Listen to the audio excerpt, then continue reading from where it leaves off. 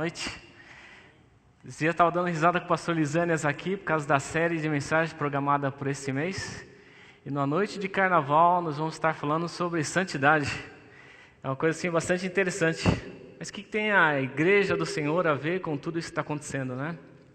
Tem muito a ver, tem muito a ver. E é bastante interessante, irmãos. E o pastor estava citando aqui algumas coisas que têm acontecido aqui no nosso país, coisas bem interessantes. A gente vê uma bala de dinheiro aí que estão sendo apontadas, anunciadas, resgatadas, mas a gente não faz nem ideia, nem ideia. Isso é o que está saindo. A gente não faz nem ideia de quanto de dinheiro que não chegou lá. Esse dinheiro está por aí, está correndo por aí. Está sendo pago contas, está indo para o restaurante. Então, dinheiro que deveria ter ido também para o nosso governo e nem tem ido. E essa tem sido a realidade do nosso país, uma situação bastante interessante. Essa semana eu estava conversando com uma amiga aqui na igreja e ela estava contando sobre...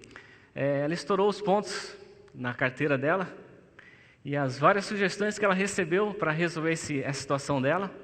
Ela poderia transferir os pontos para alguma pessoa, transfere para o marido, para resolver essa situação do ponto, ou arruma alguém que consegue fazer com que aqueles pontos nunca existissem. Então é assim, irmãos, nós somos suscetíveis a uma série de coisas. Até uma pesquisa foi publicada pelo Vox Populi recentemente, que diz que 25% dos brasileiros que cometeram algum tipo de corrupção, eles acham que isso não tem nada de errado. Mas tem um dado bastante interessante dessa pesquisa, que 84% afirmaram serem honestos em qualquer situação, ou seja, nos pontos na carteira, quando você vai almoçar, que o camarada esqueceu de lançar lá quanto você almoçou e você foi passar lá no caixa lá e não estava zerada a sua comanda, e você fala assim, opa, tem uma coisa errada aqui. Situações assim, irmãos, bem interessante. Meu filho esses dias foi precisar tirar a carteira de motorista, ele fez 18 anos, e para variar ele foi reprovado na primeira vez. Aí você paga 168 pau. Lá para ele refazer o teste. Aí ele foi reprovado de novo. E aí, ou você dá os R$168, ou você dá um pouquinho a mais, e é como se nada tivesse acontecido, e você recebe a sua carteira na sua mão assim, de uma maneira mágica, né? Como nada tivesse acontecido. Esse é o nosso país.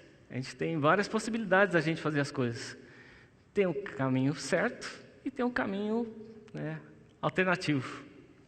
Eu lembro que eu tenho um cliente que o meu nome ele tem um Y, né? É Eli com Y.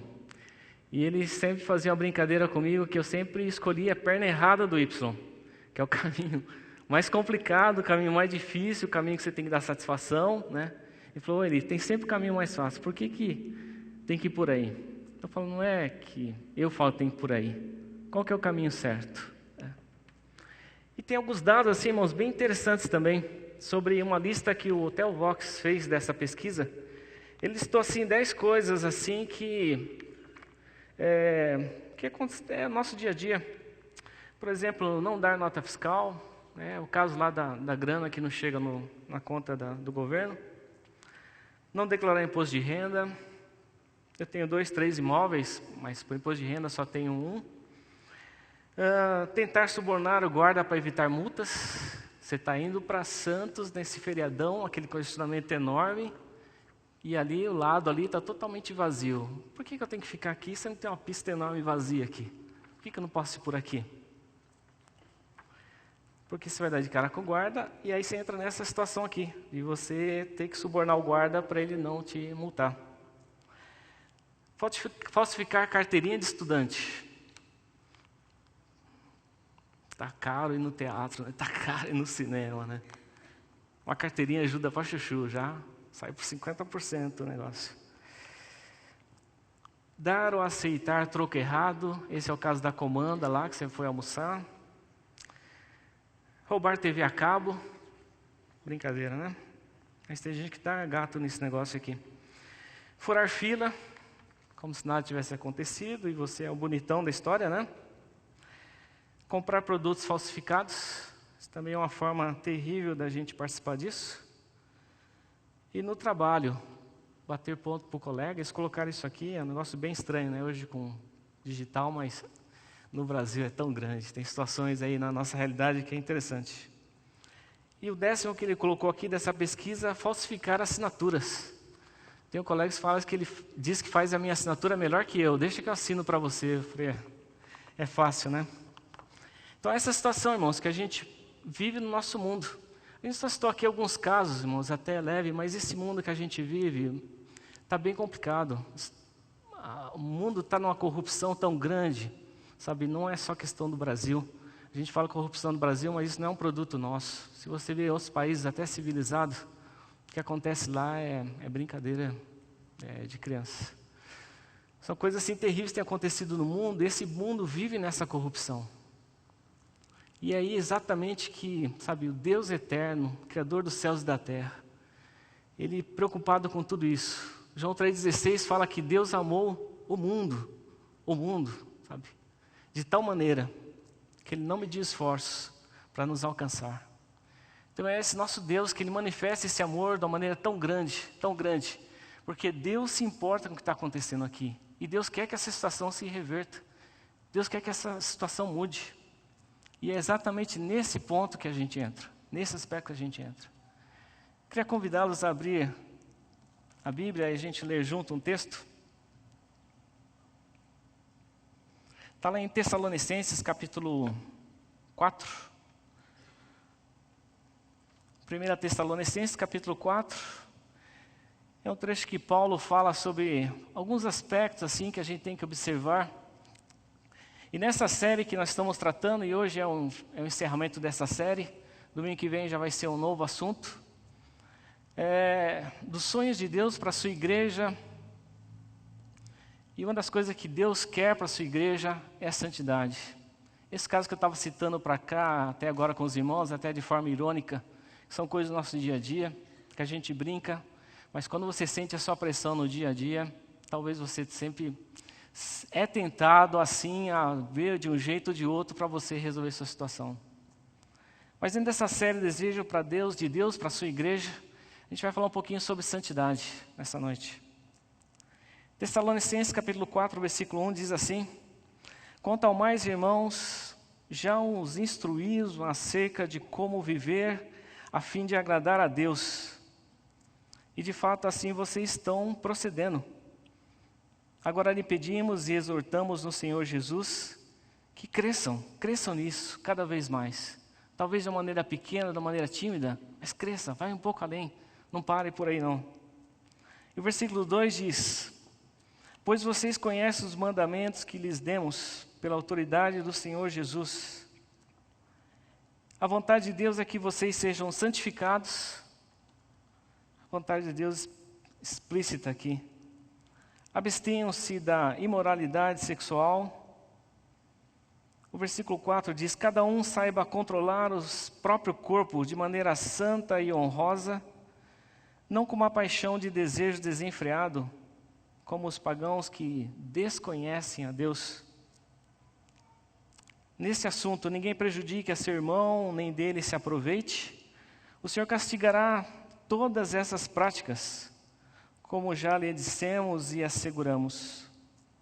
Porque Deus não nos chamou para impureza, mas Deus nos chamou para a santidade. E novamente ele cita aí a questão da santidade. Desejo de Deus nos chamou para a santidade. Queria orar com os irmãos. Peço que curve sua cabeça. Pai, obrigado, Senhor, por essa noite, Pai. Obrigado por essa grande oportunidade que o Senhor nos dá, Senhor, de pensarmos um pouco e lembrarmos sobre o desejo do Senhor para a Tua igreja, para cada um de nós aqui individualmente. Obrigado, Senhor, por esse texto que o Senhor nos deixou aqui, Pai. Paulo deixou escrito aqui, Pai, nos lembrando, deixando claro o Teu desejo para conosco. Obrigado pelas Tuas palavras, Senhor. Pedimos a Ti que o Senhor nos abençoe nessa noite, Senhor, pela Tua palavra. Fale conosco, Pai, fale no nosso coração e também, Senhor, que a Tua palavra venha produzir as mudanças, Pai, que elas exigem na vida de nós, cada um de nós, Senhor. Assim oramos, Pai, te agradecemos no nome de Jesus. Amém. Irmãos, Paulo começou a tratar aqui dessa questão da santidade. Essa é a segunda carta que Paulo escreve. A primeira foi aos Gálatas e a segunda foi aos Tessalonicenses. E Paulo deixa bem claro essa questão da santidade. Para a gente pensar em questão de santidade, às vezes é um termo meio complicado. Muitas vezes a gente pode achar que santidade é simplesmente você não ter acesso àquelas questões de pornografia, que às vezes está tão fácil hoje, né? Está um clique de mouse. Na primeira página de qualquer site que você entrar, você já é convidado a isso. Mas vai muito, muito mais além que isso. Essa questão de santidade, Paulo trata, e ele tenta explicar para a gente que é santidade, e em outras partes ele dá um exemplo bem claro assim, para a gente compreender o que é santidade. O que é a santidade de Deus. Então Paulo, no seu escrito a Timóteo, ele começa a explicar para Timóteo que a santidade de Deus é expressa em termos de luz. Então foi o termo que Paulo usou para explicar para Timóteo como é que a gente pode compreender essa questão da santidade. E Paulo também fala que Deus habita assim em luz inacessível. Mas esse mesmo Deus que habita em luz inacessível, de alguma forma, Ele está atento ao que está acontecendo aqui na terra.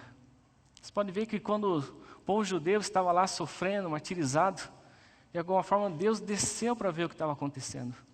Deus desceu para ver o que estava acontecendo em Sodoma. Assim também como as nossas orações, as nossas petições, o Salmo diz que como se Deus se inclinasse lá do céu de uma forma que Ele pudesse ouvir as nossas orações.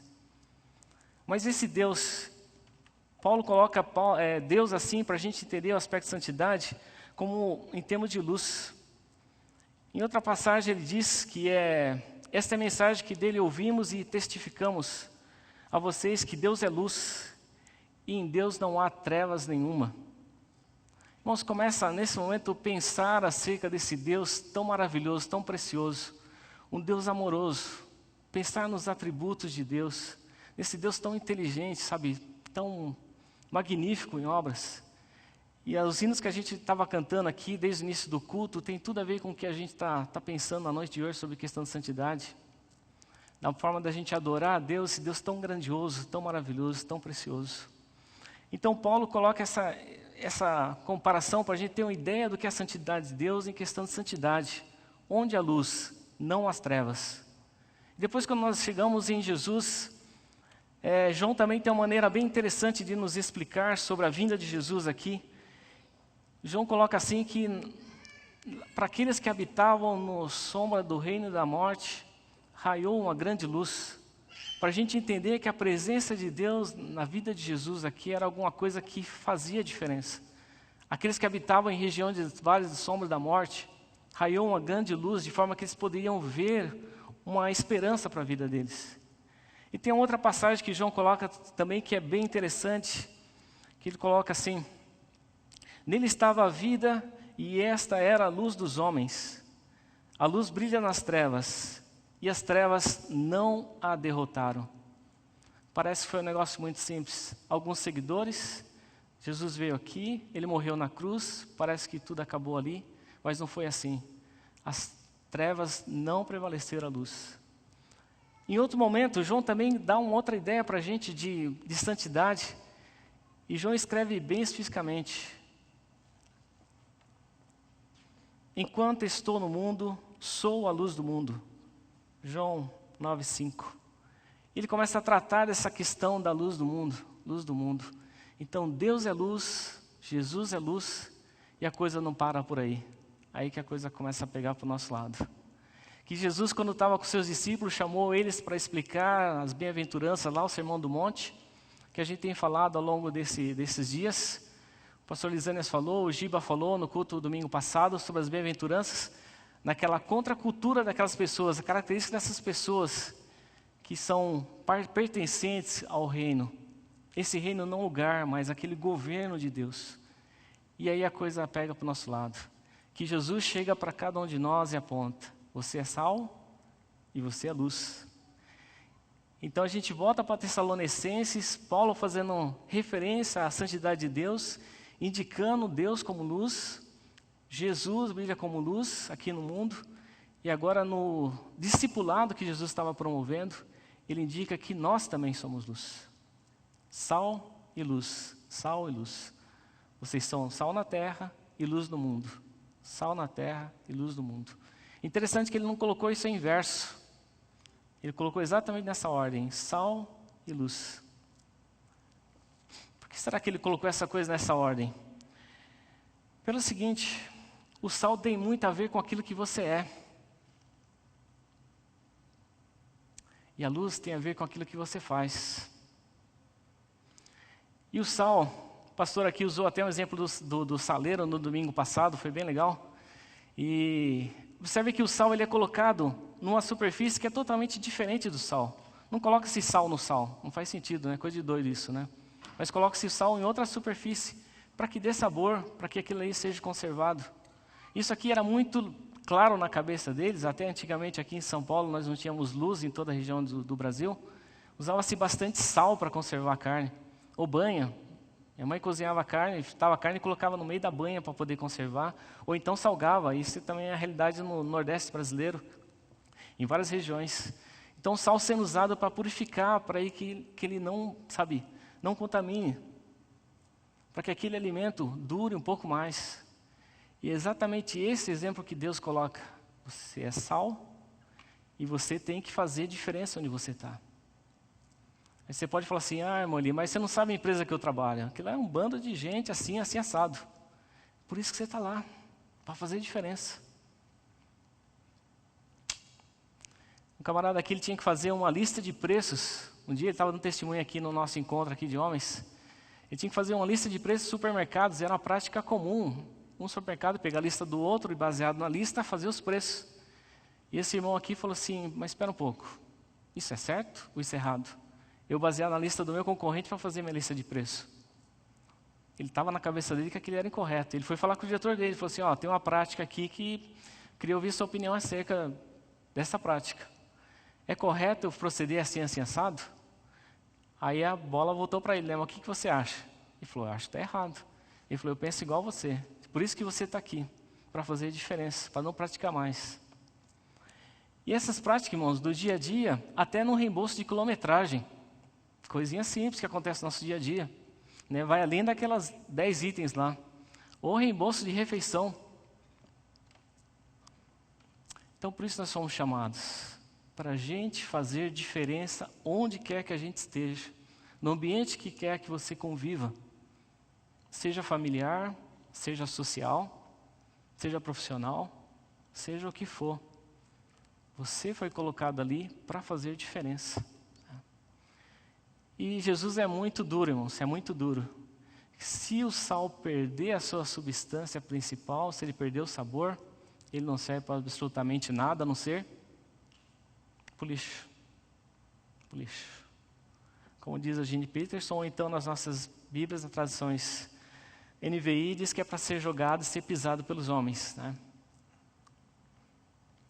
Então Jesus, nesse processo de discipulado, deu as bem-aventuranças, falou de cada um, bem-aventurados os pobres, os misericordiosos, os que têm sede de fome de justiça, e veio traçando assim as características dessa pessoa que vive no reino.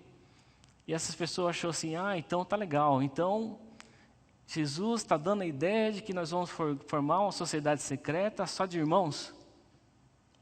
Quer dizer que nós não precisamos obedecer nenhuma das ordenanças do Velho Testamento? Ou quer dizer que nós vamos formar um novo reino? Jesus falou assim, não é nada disso. Em contato, em contato, em contato. Nós somos tirados do mundo, mas deixados aqui ainda para a gente fazer diferença. E a igreja, irmãos, aqui na terra, é que faz diferença da preservação. E o evangelho sendo pregado, sendo pregado, e muitas vidas sendo alcançadas. E não para por aí. Além de ele usar esse exemplo do sal, essa ideia de sal, da gente fazer diferença onde a gente está, no contato, nas nossas relações, ele usou o exemplo da luz também. Então aquele mesmo exemplo que ele usou para Deus, Deus explicando a questão da santidade, ele trouxe isso para a gente. Para dar essa ideia de como tem que ser a sua vida. Uma vida de luz. Uma vida de forma que essa luz não é sua, essa luz vem de Deus. Você simplesmente é um instrumento na mão de Deus. E de uma forma que a sua vida, as obras, possam indicar o caminho para Deus. É isso que Deus nos chamou, para a gente fazer diferença aqui no mundo. Fazer diferença no mundo. Onde quer que a gente esteja, onde quer que a gente vive, conforme a gente vive, para fazer diferença. Então Deus nos chamou para cá, para fazer uma sociedade assim que a gente vivesse, irmãos, vamos morar todo mundo junto, vamos trabalhar todo mundo junto aqui, vamos só comercializar entre a gente. Não, a gente vive no mundo, a gente vive no mundo. Esse mundo, irmãos, ele precisa da presença de Deus em várias esferas da sociedade. Seja no mundo das ideias, nas universidades, ensinando os alunos.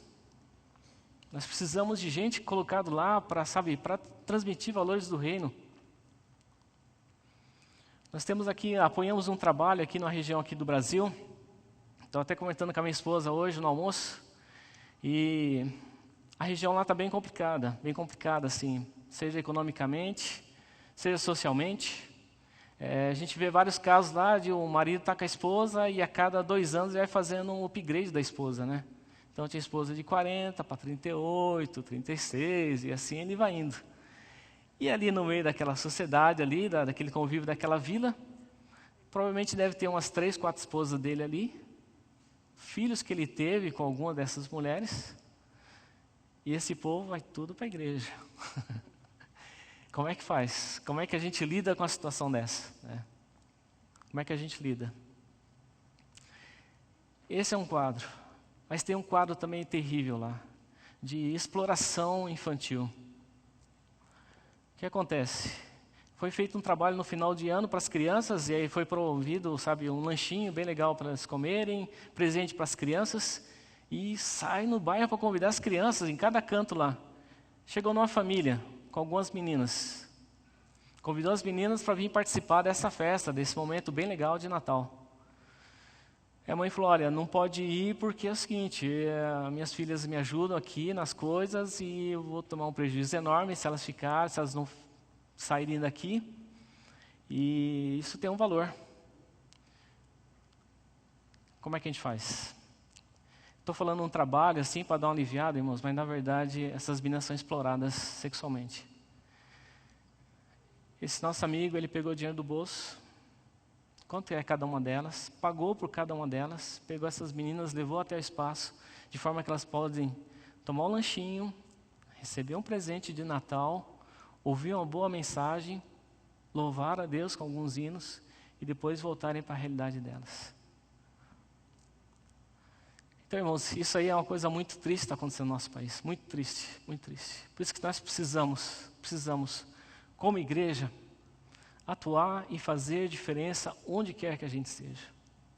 Semana nós estamos falando sobre empresas que podem ser abertas em alguns lugares de forma que transforme, mude realidades de vida. Quebre esses ciclos de pobreza, quebre esses ciclos de maldição que as pessoas vivem. E não é quebrar da maneira neopentecostal, mas da maneira que você abra emprego para essas pessoas trabalharem, para que elas recebam seu salário com dignidade. E que elas desenvolvam, que elas cresçam, que elas consigam sustentar suas famílias. De forma que os filhos não precisem ajudar ali naquele trabalho. Os filhos possam ir para a escola, aprender, ser alfabetizado, possam aprender uma profissão.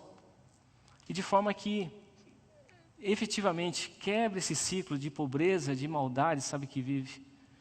A Visão Mundial estava contando para a gente um caso lá na região aqui na Bahia, que a família vivia em volta de criar melão. E os melões eram aquele negócio mirrado, sem graça, não tinha nem valor comercial aquilo lá. De forma que eles chegaram e a proposta deles é assim, a gente muda a realidade, só que tem alguns compromissos que a gente quer com vocês. E a proposta era, filhos para a escola e a gente ensina vocês a trabalhar na lavoura de vocês. Organizou uma cooperativa, ensinou eles a plantar, ensinou eles a cuidar da plantação, de forma que o melão que era desse tamanho, virou um melão bonitão, aquele melão que você vê assim, dá vontade até de... As crianças na escola, o melão bonitão, vale mais. Não é mais aquele valor michuru que estava pagando. Organizado em cooperativa, consegue negociar para vender num preço melhor. Ou seja, de uma forma que as pessoas conseguiram receber um salário digno, famílias foram cuidadas, filhos foram para escolas, ensinaram a aprender uma profissão, E mudou, irmãos, mudou uma realidade de uma cidade. Então essa é a proposta de Deus para a igreja. A igreja atuar de uma forma que ela mude realidades. E essa realidade, irmãos, é triste falar, mas nós também vivíamos nela. Deus nos resgatou, sabe, desse império de trevas e nos trouxe para a sua verdadeira luz. Nós também já estávamos lá junto com eles. E a gente não pode hoje ficar só do lado de cá, sabe, glória a Deus, aleluia, o tempo todo e achando que a vida está linda, maravilhosa, e a gente não se importar com o que está acontecendo assim à nossa volta, até do nosso vizinho, sabe, do nosso bairro. A gente precisa, como igreja, estar atento a isso aí. Foi para isso que Deus nos chamou, para nós sermos sal e sermos luz. Sal e luz. Nós fomos chamados para fazer diferença onde nós estamos. Esse é o nosso Deus. Por isso, irmãos, que é muito interessante esse texto que nós acabamos de ler sobre a questão da santidade. E a santidade, irmãos, é esse incentivo. Eu não sei qual a realidade que você vive, quais são as suas dificuldades. Eu não tenho a menor ideia. Mas Deus está interessado como você está vivendo. Alguns até falam assim, você não sabe qual foi minha carga genética, você não sabe quais foram a minha história de vida, por que eu sou assim, por que eu sou desse jeito. Mas Deus está interessado em como você é, como você está vivendo. Deus está interessado nas suas dificuldades. Assim como Tessalonicenses, vocês começaram, progride, caminhe, de forma que isso aí possa, sabe, de alguma forma, cada vez mais crescer mais. E isso fazer diferença. E contagiar as pessoas que estão ao seu lado. Tem um termo que diz que pau que nasce torto, morre torto, né? Mas quando a gente olha para esses textos, a gente olha para essas verdades de Deus explícitas, isso não precisa ser desse jeito. Realidades podem ser transformadas, vidas podem ser transformadas, não por mim, mas pelo poder de Deus agindo através da sua igreja, pela presença de Deus na sua igreja, de forma que a luz do Senhor brilhe nos cantos mais escuros que existem nesse mundo. E cada vez mais, sabe? Governos mudem, políticas mudem, políticas habitacionais mudem, políticas sanitárias mudem, atividades do nosso governo em cada um desses cantos que a gente vê algumas enchentes por aí, mudem através da gente, através da sua igreja. Essa é a proposta do Senhor. Então Jesus, quando começou com o seu discipulado, ele começou a tratar uma série de coisas, irmãos. E não ficou só ali. Isso aí vem por esses 2000 anos. Quando Paulo escreveu aos Tessalonicenses, ele já fez menção acerca dos mandamentos de Jesus. E Paulo já havia passado por um discipulado com Jesus. Ele faz menção a esse discipulado. E esse discipulado tem continuado nas nossas vidas. Observando essas coisas que o Senhor tem nos passado e nos falado. É importante isso. Por isso o convite, irmãos, nessa noite, pau que nasce torto, morre torto. Não morre torto, não morre torto, morre torto. Jesus com seu infinito amor, sabe, Deus com seu poder, Ele entra em situações que a gente acha que nunca mudariam e muda. Quem imaginaria que o muro lá da Alemanha ia cair? Quem imaginava que a Rússia ia mudar daquele jeito, há uns anos atrás? Ninguém imaginava. E conforme a história vai progredindo, a igreja fazendo seu trabalho, a igreja clamando, a igreja orando, a igreja não recuando e sempre avançando, mudanças vão acontecendo no mundo, E esse é o papel da igreja, ser sal e ser luz, ser sal e luz. Então a gente começa com algumas brincadeiras, algumas situações que têm acontecido aqui no nosso Brasil, mas a questão da corrupção do mundo, esse mundo complicado, as coisas são muito sérias, muito sérias. A gente conversa com pessoas que estão trabalhando em alguns lugares do mundo aí, as coisas que a gente ouve são tão terríveis, irmãos, terríveis, até de falar publicamente. E as pessoas estão lá, não tomando as suas vidas como preciosas, mas estão lá para fazer diferença e de alguma forma testemunhar o amor de Deus. Esse dia eu estava conversando com o pessoal que está trabalhando na Compassiva e foi bem interessante uma situação. A gente está numa semana de carnaval e uma série de coisas acontecendo, que vocês sabem bem. E eles lá cuidam dos refugiados sírios que vieram para o Brasil. E uma das minhas perguntas para ele foi como é que esses sírios olham e enxergam nós brasileiros. E a concepção deles de brasileiro não são muito boas. Para eles brasileiros todo mundo sabe sambar, todo mundo é promíscuo, valores de família que a gente não tem. Eles acham que aqui a nossa vida é uma vida totalmente libertina. Isso quando eles chegaram no Brasil. Conforme eles foram trabalhando e sendo ministrados, andando junto com o pessoal ali, eles começaram a ver que os valores de família são muito fortes, estão presentes. Eles começaram a ver que há muita gente no Brasil que é muito diferente. É muito diferente. Então isso na cabeça deles já está dando um choque enorme pela realidade que eles encontraram aqui no Brasil. Chega aqui e encontraram um grupo de pessoas que ajuda eles a aprender a falar português, ajuda eles a levar numa consulta médica. Para a gente aqui é muito simples, né? A gente abre no Google, vê como é que chega em tal lugar. Para eles que são de fora é 10 vezes mais complicado ir e vir. Tirar documentos. Gente que vai junto com eles lá tirar documento para ver, orientar que onde preenche, sabe, onde coloca o X, onde não coloca o X, está junto. Então, todas essas atitudes estão fazendo muita diferença na vida dessas pessoas. Através do quê? Através da igreja do Senhor Jesus. Sal e luz, fazendo mudanças, promovendo mudanças numa cultura. Assim é o nosso Deus, assim Ele espera que você seja. Irmãos, algumas coisas bem interessantes sobre essas questões da realidade. Quando a gente pensa nesses atributos de Deus, isso faz diferença na nossa adoração, isso faz diferença no nosso estilo de vida. Você pensar num Deus que é amoroso, que é gracioso, que fez de tudo, não medir esforço para nos alcançar e nos resgatar da treva para a sua maravilhosa luz. Esse Deus tem alguns desejos para com você. Observe esses desejos. Como é que você vai aprender isso? A palavra do Senhor nos ajuda com relação a isso. A palavra de Deus nos ajuda nesse crescimento, nesse processo discipulado.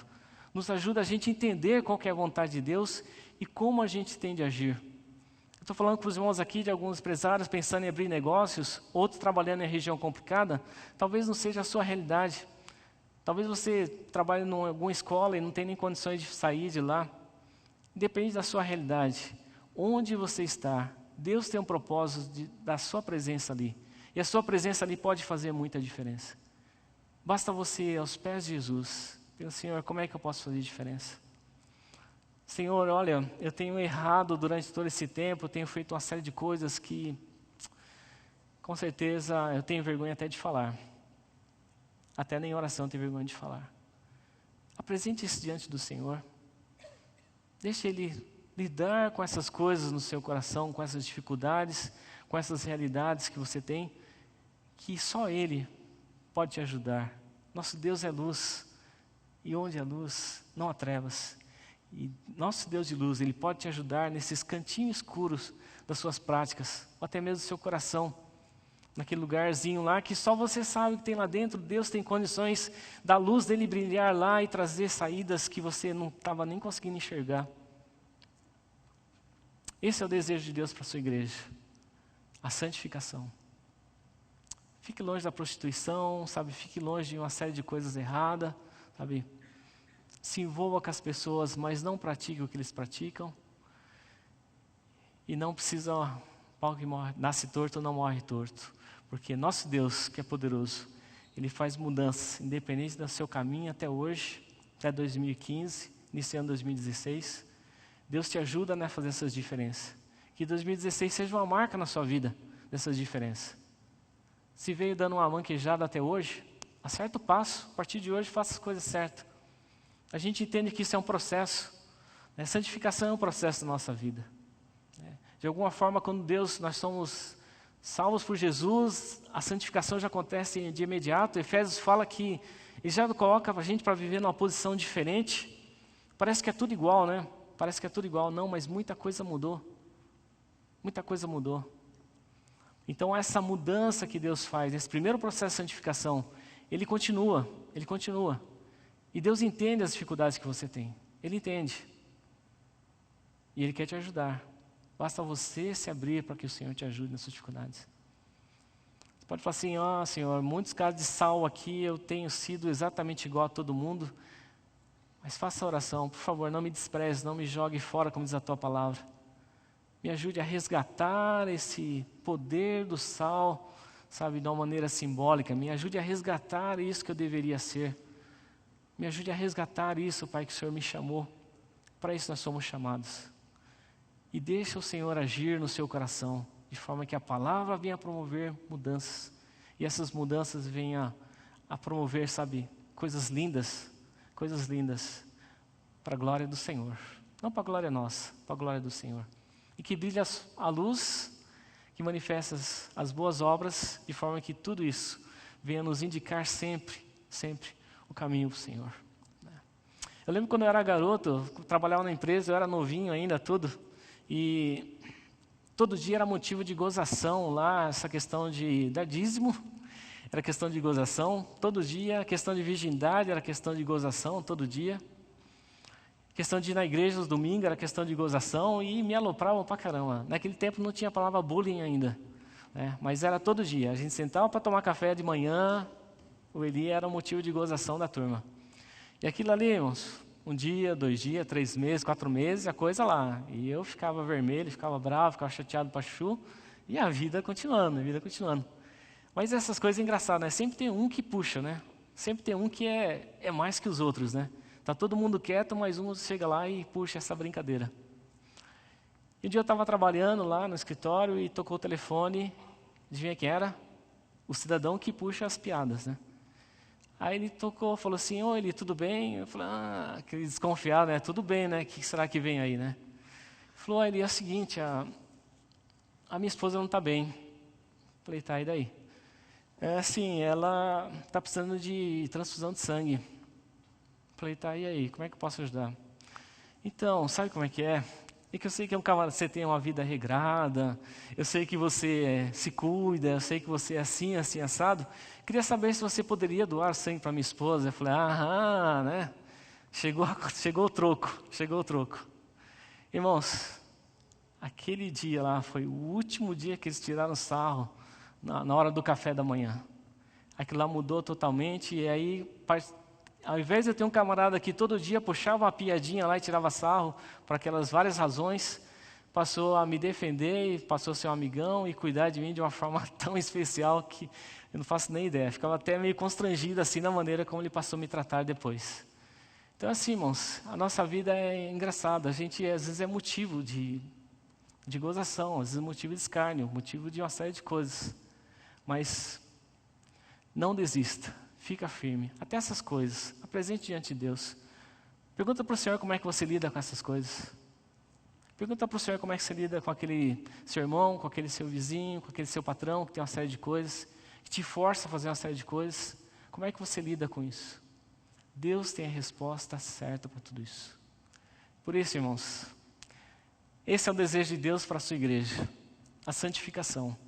E Ele insiste isso aí em várias partes da Bíblia. Não é coisa do Novo Testamento. Você pode pegar desde o Velho Testamento, quando Deus estava com o povo, lá estavam para entrar na Terra Prometida, Deus falou assim, olha gente, é o seguinte, sede santos, porque eu sou santo. E Deus vem tratando essa posição, essa atitude, esse gesto, essa maneira de ser da igreja há muito tempo. Então isso não é novidade. Se você alguma vez se perguntou qual era o desejo de Deus para a minha vida, então aí, explicado nessa noite. Um desejo de Deus para a sua vida é a santificação. E que Deus possa te abençoar nessa caminhada. Que Deus te ajude e abençoe. Amém, irmãos.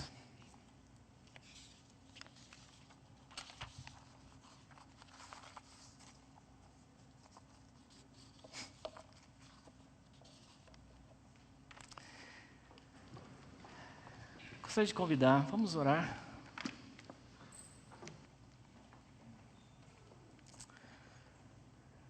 Não é orar para aproveitar a chegada da banda, mas a gente orar e, de alguma forma, a gente derramar nosso coração diante do Senhor nessa noite.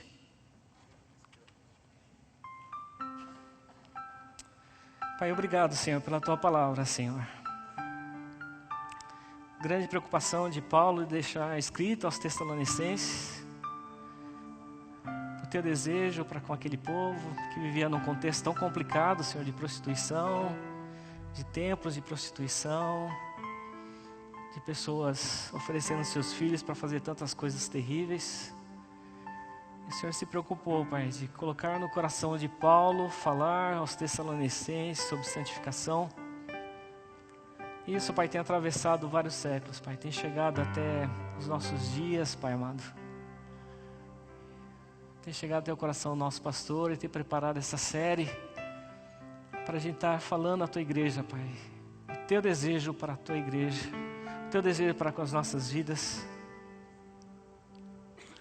Pai, as vidas tão complicadas, Senhor. Às vezes aqui na igreja a gente fala, as coisas são tão certinhas. O certo está do lado direito, o errado está do lado esquerdo. Mas quando a gente sai da porta para fora, Pai, essas coisas se misturam de um jeito que a gente às vezes tem dúvida de entender, de avaliar, de posicionar. E às vezes, Pai, a pressão que a gente sente é tão grande, Pai, tão grande, que algumas vezes a gente até cede. Pai, nós precisamos muito do Senhor, Pai. Se o Teu desejo, Pai, é que a gente se santifique, se o Seu desejo, Pai, é que a gente faça diferença no mundo que a gente está vivendo, nesse mundo tão complicado, Senhor, tão corrupto, tão cheio, Pai, tão cheio de iniquidades, de injustiças. Pai, peço a Ti que o Senhor nos ajude, Senhor, nessa caminhada. Nos ajude nesse processo, Pai, de santificação, Pai, de forma que a gente possa viver de uma forma que glorifique o Teu nome, Pai, com os nossos atos, com as nossas palavras, com os nossos pensamentos. Pai, que quando a gente caminhar, Pai, com quem a gente relacionar, com quem a gente lidar, Pai, com o nosso trabalho, em tudo que a gente fizer, Pai amado, de uma forma que o Senhor possa olhar, Senhor, e aprovar tudo que a gente está fazendo, Senhor. Pai, peço perdão também, Senhor, por algumas coisas que a gente tem feito, Pai. Peço perdão com aquelas coisas que a gente não tem sabido lidar, que são muito fortes do que a gente.